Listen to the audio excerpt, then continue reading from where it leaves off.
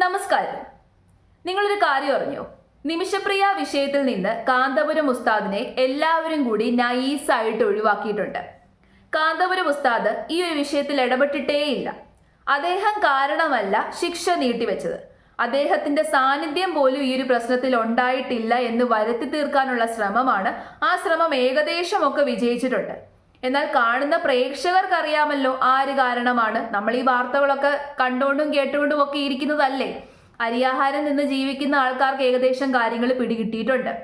കാന്തപുരം ഉസ്താദ് ഈ ഒരു വിഷയത്തിൽ ഇടപെട്ടിട്ടുണ്ട് എന്ന് അറിഞ്ഞപ്പോഴേക്കും എല്ലാവർക്കും അങ്ങ് തലവേദനയായി. ഇത്രയും നാളും ഉറങ്ങിക്കിടന്നവർക്ക് പോലും ഉറക്കം വരെ നഷ്ടപ്പെട്ടു എന്നാണ് കേൾക്കുന്നത്. ഓടിപ്പാഞ്ഞ് നടക്കുമായിരുന്നു ക്രെഡിറ്റിന് വേണ്ടിയിട്ട്. ഇപ്പൊ എല്ലാവർക്കും സമാധാനമായിട്ടുണ്ടാകും. ഉറക്കം നഷ്ടപ്പെട്ടവർക്കും ഇടപെടാതെ മൂലയ്ക്ക് മാറി ഇരുന്നവർ പോലും ഇടപെട്ടു. സത്യത്തില് കാന്തപുരം ഉസ്താദ് ഇതിനകത്ത് ഇടപെട്ടത് കൊണ്ട് തന്നെ ഇതുവരെ ഒന്നും ചെയ്യാതെ ചെറുവിരല് പോലും അനക്കാതെ മടി പിടിച്ച് മൂലയ്ക്ക് കുത്തിയിരുന്നവർ പോലും രംഗത്തേക്ക് ഇറങ്ങി. സന്തോഷം. സത്യത്തിൽ ഇതൊക്കെ കാണുമ്പോൾ പുച്ഛമാണ് തോന്നുന്നത്. നമ്മുടെ സമൂഹത്തിന്റെ അധപ്പതനം ആലോചിച്ച് പുച്ഛമാണ് തോന്നുന്നത്. ഒരു വ്യക്തി ഒരു നല്ലത് ചെയ്തിട്ടുണ്ടെന്നുണ്ടെങ്കിൽ അതിനെ അഭിനന്ദിക്കുക. അത് നല്ലതാണെന്ന് തുറന്നു പറയാനുള്ള മനസ്സ് കാണിക്കുക. അങ്ങനെ നല്ലതാണ് എന്ന് തുറന്നു പറഞ്ഞുകൊണ്ട് നമുക്കൊന്നും നഷ്ടപ്പെടാനില്ല. നമ്മൾ ഒരിക്കലും കുറഞ്ഞു പോകത്തില്ല. നമ്മളുടെ വില ഒരിക്കലും നഷ്ടപ്പെടത്തില്ല. എന്നാൽ ഇന്ന് ഈ സമൂഹത്തിലുള്ളവർക്ക് അതിന് മടിയാണ്. നല്ലതാണ് എന്ന് തുറന്നു പറയാൻ ശരിക്കും പറഞ്ഞു കഴിഞ്ഞാൽ മടിയാണ്. കാന്തപുരം ഉസ്താദിന്റെ അഭ്യർത്ഥന കൊണ്ടൊന്നുമല്ല ശിക്ഷാവിധി നീട്ടിവെച്ചത്. ഇത്രയും നാളും ഇടപെട്ടുകൊണ്ടിരുന്നവരുടെ ഇടപെടൽ കാരണമാണത്രേ ശിക്ഷാവിധി നീട്ടിവെച്ചത്. സത്യത്തിൽ ഇനി ഈ ഒരു വിഷയത്തിൽ കാന്തപുരം ഇടപെടാതിരിക്കുന്നതായിരിക്കും നല്ലത്. എന്തിനാ അദ്ദേഹം ഇടപെട്ടിട്ട്? ഒരു കാര്യമില്ല. ഇടപെട്ടിട്ടുണ്ടെന്നുണ്ടെങ്കിലും അദ്ദേഹത്തെ എല്ലാവരും കൂടി പുച്ഛിക്കുവാണ്, തരം താഴ്ത്തുവാണ്, അദ്ദേഹത്തെ ഡീഗ്രേഡ് ചെയ്യാണ്. അപ്പൊ അദ്ദേഹം ഇടപെടാതിരിക്കുന്നതല്ലേ നല്ലത്?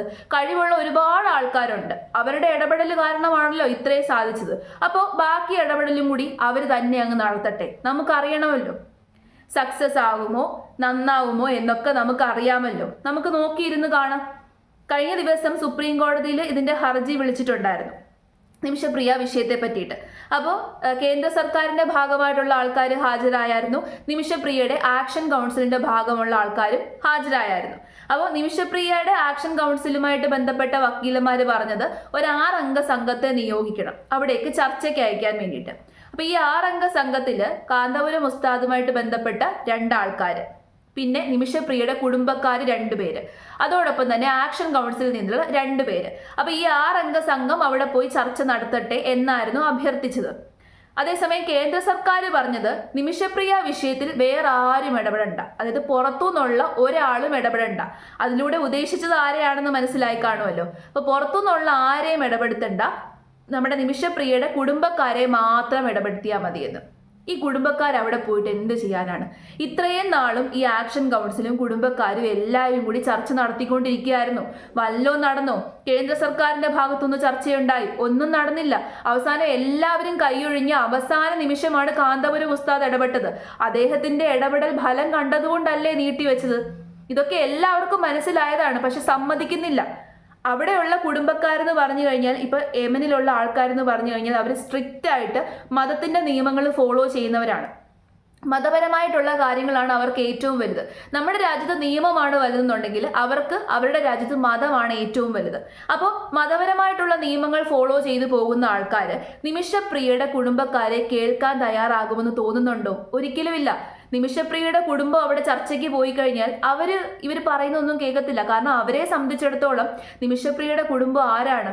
അവരുടെ മകനെ ഇല്ലാതാക്കിയ സ്ത്രീയുടെ കുടുംബക്കാരാണ്. അപ്പോൾ ഒരിക്കലും അവർ പറയുന്നത് കേൾക്കാൻ തയ്യാറാകത്തില്ല. നേരെ മറിച്ച് ഏതെങ്കിലും മതപണ്ഡിതരോ പുരോഹിതന്മാരോ അതുമായിട്ട് റിലേറ്റ് ചെയ്തിട്ടുള്ള ആരെങ്കിലുമാണ് അവിടെ ചർച്ചയ്ക്ക് പോകുന്നത് എന്നുണ്ടെങ്കിൽ ഉറപ്പായിട്ടും അവരെ കേൾക്കാൻ തയ്യാറാകും. അപ്പം നയതന്ത്രമായിട്ട് ചെയ്യാൻ പറ്റാത്ത കാര്യങ്ങളിൽ ഇത്തരം വഴികൾ ഉപയോഗിക്കുന്നതിൽ തെറ്റൊന്നുമില്ല. അത് വളരെയധികം ഡിപ്ലോമാറ്റിക് ആയിട്ട് ചെയ്യണമെന്ന് മാത്രമേ ഉള്ളൂ. പക്ഷേ ഇവിടെ അതിന് പറ്റുന്നില്ല. വളരെ കൃത്യമായിട്ട് കാര്യങ്ങൾ മനസ്സിലാക്കി ചെയ്തു കഴിഞ്ഞാൽ മോചനം സാധിക്കും. പക്ഷെ ഇവിടെ അതിന് തയ്യാറല്ല ആരും തന്നെ. എല്ലാവർക്കും ഈഗോയാണ്, എല്ലാവർക്കും ക്രെഡിറ്റ് വേണം. കഴിഞ്ഞ ദിവസം വന്നൊരു വാർത്ത ഏതായാലും ഞാനൊന്ന് കാണിച്ചു തരാം. നിമിഷപ്രിയയുടെ മോചനത്തിന് ഹർജിക്കാരുടെ പ്രതിനിധി സംഘത്തെ യമനിലേക്ക് അയക്കണമോ എന്നതിൽ തീരുമാനമെടുക്കേണ്ടത് കേന്ദ്ര സർക്കാരാണെന്ന് സുപ്രീം കോടതി. കുടുംബത്തെ അല്ലാതെ ഹർജിക്കാരുടെ സംഘത്തെ അയച്ചതുകൊണ്ട് കാര്യമില്ല എന്ന് കേന്ദ്ര സർക്കാർ സുപ്രീം കോടതി അറിയിച്ചു. ബൽറാം നെടുങ്ങാടി വിവരങ്ങളുമായി ചേരുന്നുണ്ട് ഡൽഹിയിൽ നിന്ന്. ബൽറാം, എന്താണ് ഇതുമായി ബന്ധപ്പെട്ട് കോടതിയിൽ സംഭവിച്ചത്? ഈ വധശിക്ഷ നീട്ടിവെച്ചു എന്ന കാര്യം കേന്ദ്ര സർക്കാർ കോടതിയെ അറിയിക്കുന്നുണ്ട്. അതുപോലെ തന്നെ സാധ്യമായതെല്ലാം ഈ വിഷയത്തിൽ ചെയ്യുന്നുണ്ട് എന്ന കാര്യം കേന്ദ്രം കോടതിയെ ബോധ്യപ്പെടുത്തുന്നു.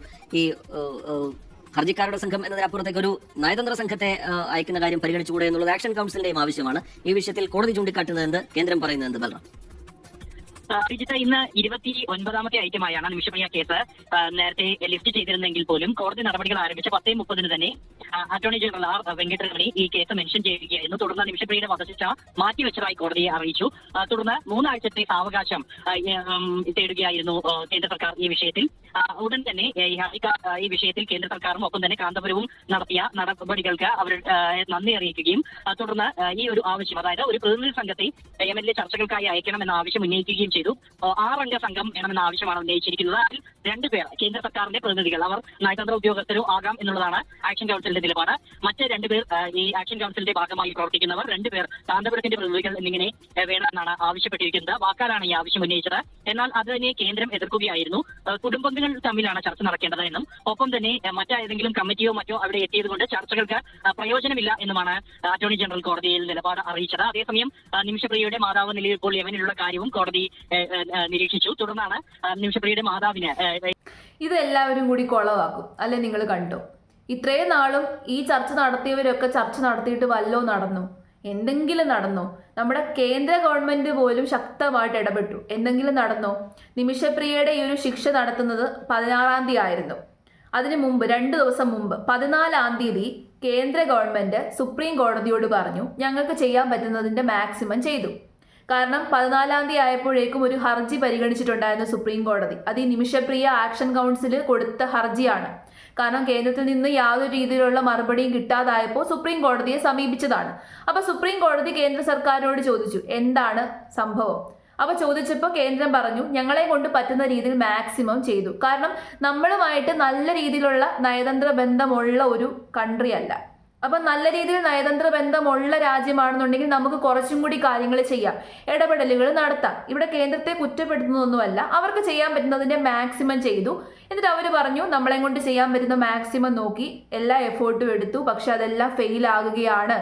കാരണം ആ സമയത്ത് വന്നൊരു വാർത്തയും കൂടി ഞാൻ കാണിച്ചു തരാം. അപ്പൊ നിങ്ങൾക്ക് ഏകദേശം കാര്യങ്ങൾ പിടികിട്ടും. Another chance to save Nimisha Priya in Yemen appears to be fading. Today, the government informed the Supreme Court that it could no longer take any further action in the case. Nimisha is likely to face a sentence in Yemen on July 16th, having been convicted of murder of a Yemeni citizen named Talal Abdo Mahdi. The government expressed regret, stating that while the situation was deeply unfortunate, there were limits to what could be done. It added that the only remaining option was for the victim's family to agree to accept a practice in which financial compensation is offered to the deceased family. The exact amount, however, would need to be mutually decided by both parties. കണ്ടല്ലോ. അപ്പോൾ നമ്മുടെ government ഇടപെട്ടിട്ട് ഫലം കണ്ടിരുന്നു എന്നുണ്ടെങ്കിൽ ഒരു കാരണവശാലും ഇങ്ങനെ ഒരു കാര്യം സുപ്രീം കോടതിയോട് പറയത്തില്ലല്ലോ. ഇതെല്ലാം പറഞ്ഞും കഴിഞ്ഞ് ഏറ്റവും അവസാന നിമിഷമാണ് കാന്തപുരം ഉസ്താദ് അഭ്യർത്ഥിച്ചത്. അതും അവിടെയുള്ള ഒരു സൂഫി പണ്ഡിതൻ മുഖേന. അപ്പോൾ ഉറപ്പായിട്ട് അവിടെ കൃത്യമായിട്ട് ആക്ഷൻ എടുക്കും. ഞാൻ പറഞ്ഞല്ലോ, യമൻ എന്ന് പറയുന്നത് അവിടെ മതപരമായിട്ടുള്ള കാര്യങ്ങൾക്കാണ് കൂടുതൽ പ്രാധാന്യം, മതപരമായിട്ടുള്ള നിയമങ്ങളാണ്. അപ്പോൾ അതിനനുസരിച്ചിട്ടുള്ള കാര്യങ്ങളാണ് മുന്നോട്ട് കൊണ്ടുപോയിക്കൊണ്ടിരിക്കുന്നത്. അവിടെയുള്ള മതപണ്ഡിതന്മാർക്ക് അവിടെയുള്ള നേതാക്കന്മാരെക്കാട്ടിൽ കൂടുതൽ ഇതുണ്ട്. അവിടുത്തെ ഗവൺമെന്റിനെക്കാട്ടിൽ കൂടുതൽ ആൾക്കാർ കേൾക്കുന്നത് അവിടെയുള്ള മതപണ്ഡിതർ പറയുന്നതാണ്. ഇതിനകത്ത് വലിയൊരു ലോജിക്കൊന്നും ഇല്ല. നമ്മൾ ചിന്തിച്ചു കഴിഞ്ഞാൽ തന്നെ മനസ്സിലാകും. നമുക്ക് ഒരാളെ രക്ഷിക്കാൻ വേണ്ടിയിട്ട് ഏതൊക്കെ മാർഗങ്ങൾ ഉപയോഗിക്കാൻ പറ്റുമോ ആ മാർഗങ്ങളൊക്കെ ഉപയോഗിക്കാം. പിന്നെ ഈ ഒരു വിഷയത്തിൽ അധികം നമുക്ക് കേന്ദ്ര ഗവൺമെന്റിനെയോ സുപ്രീം കോടതിയോ ഒന്നും കുറ്റപ്പെടുത്താൻ പറ്റത്തില്ല. കാരണം അവർക്ക് നിയമപരമായിട്ട് മാത്രമേ മുന്നോട്ട് പോകാൻ പറ്റത്തുള്ളൂ. മറ്റൊരു രാജ്യത്തിന്റെ കാര്യത്തിലേക്ക് ഇടപെടുന്ന സമയത്ത് നമുക്ക് ഒരുപാട് പരിമിതികളുണ്ട്. ആ പരിമിതികൾക്കുള്ളിൽ നിന്നുകൊണ്ട് മാത്രമേ ഇടപെടാൻ പറ്റത്തുള്ളൂ. അവരെ നമുക്ക് ഒരിക്കലും കുറ്റപ്പെടുത്താൻ പറ്റത്തില്ല. പക്ഷേ നമ്മുടെ നാട്ടിലുള്ള ബാക്കി ചില ആൾക്കാർ, അവന്മാർക്കാണ് പ്രശ്നം മുഴുവൻ, അവന്മാർക്കാണ് കുത്തിത്തിരിപ്പ്. ചില ആൾക്കാർ ഒരു വിവരവും ഇല്ലാതെ ഒരു കാര്യവും ഇല്ലാതെ ചില ആൾക്കാരെ ചാനൽ ചർച്ചയിൽ വിളിച്ച് കൊണ്ടിരുത്തുന്നുണ്ട്. അവരൊക്കെ എന്തിനാണ് ആ ചാനൽ ചർച്ചയിൽ വന്നിരിക്കുന്നത്? വന്നിരിക്കുന്നത് തന്നെ കുത്തിത്തിരിപ്പ് ഉണ്ടാക്കാനാണ്. വന്നിരിക്കുന്നത് തന്നെ മതപരമായ കാര്യങ്ങൾ പറഞ്ഞ് മതത്തിന്റെ പേര് പറഞ്ഞ് ആൾക്കാരെ അങ്ങോട്ടും ഇങ്ങോട്ടും തമ്മിലടുപ്പിച്ച് സംശയം ഉണ്ടാക്കിയിട്ട് കുത്തിത്തിരിപ്പ് ഉണ്ടാക്കാൻ വേണ്ടിയിട്ട് കുറെ എണ്ണത്തിനെ ചാനൽ ചർച്ചയിലേക്ക് വിളിച്ചിട്ടുണ്ട്. നിമിഷപ്രിയയുമായിട്ട് ബന്ധപ്പെട്ട ആൾക്കാരെ ചാനൽ ചർച്ചയിലേക്ക് വിളിക്കാം, ആക്ഷൻ കൗൺസിലിലുള്ള ആൾക്കാരെ ചാനൽ ചർച്ചയിലേക്ക് വിളിക്കാം, പിന്നെ നേതാക്കന്മാരെ വിളിക്കാം. ഇതുമായിട്ട് ഒരു ബന്ധവും ഇല്ലാതെ യൂട്യൂബിൽ കിടന്ന് അനാവശ്യമായിട്ടുള്ള കാര്യങ്ങൾ പറഞ്ഞ് കുത്തിത്തിരിപ്പ് ഉണ്ടാക്കുന്നവരെ ചാനൽ ചർച്ചയിൽ വിളിച്ചിട്ടുണ്ട്. ആ കുത്തിത്തിരിപ്പുകാർക്കാണ് ഏറ്റവും കൂടുതൽ കുഴപ്പം. ഇവിടെ ബാക്കിയുള്ളവർക്കല്ല, ഈ കുത്തിത്തിരിപ്പുകാർക്കാണ് കുഴപ്പം. എങ്ങനെയെങ്കിലും ഈ ഒരു വിഷയത്തിൽ നിന്ന് കാന്തപുരത്തെ പുറത്താക്കണം. കാന്തപുരത്തിന് ഒരു രീതിയിലും ഇതുമായിട്ട് റിലേറ്റ് ചെയ്തിട്ടുള്ള ഒരു ക്രെഡിറ്റും കൊടുക്കരുത്. അദ്ദേഹത്തെ പൂർണ്ണമായിട്ടും ഈ ഒരു ചാപ്റ്ററിൽ നിന്ന് ഒഴിവാക്കണം. അത് മാത്രമാണ് ലക്ഷ്യം. ഇപ്പൊ ഏകദേശം അവരുടെ ലക്ഷ്യം ഫലം കണ്ടു. പക്ഷെ ഏകദേശം ആൾക്കാർക്ക് പിടികിട്ടിയിട്ടുണ്ടല്ലോ എന്താണ് യഥാർത്ഥത്തിൽ സംഭവിച്ചത്, ആര് കാരണമാണ്. നമുക്ക് ജസ്റ്റ് ഒന്ന് ലോജിക്കലായിട്ട് ചിന്തിച്ചു കഴിഞ്ഞാൽ കാര്യങ്ങൾ പിടികിട്ടും. ഇതാണ് ഈ സമൂഹം. ഒരു രീതിയിൽ നമ്മുടെ സമൂഹത്തിൽ നന്നാവാൻ വേണ്ടിയിട്ട് ഈ കുത്തിത്തിരിപ്പുകാർ സമ്മതിക്കത്തില്ല. ഏതെങ്കിലും ഒരു രീതിയിൽ നല്ലൊരു കാര്യം നടക്കുമ്പോഴേക്കും അതിനകത്ത് കൊണ്ടുവന്ന ഈ കുത്തിത്തിരിപ്പുകാർ വിഷം കലക്കും.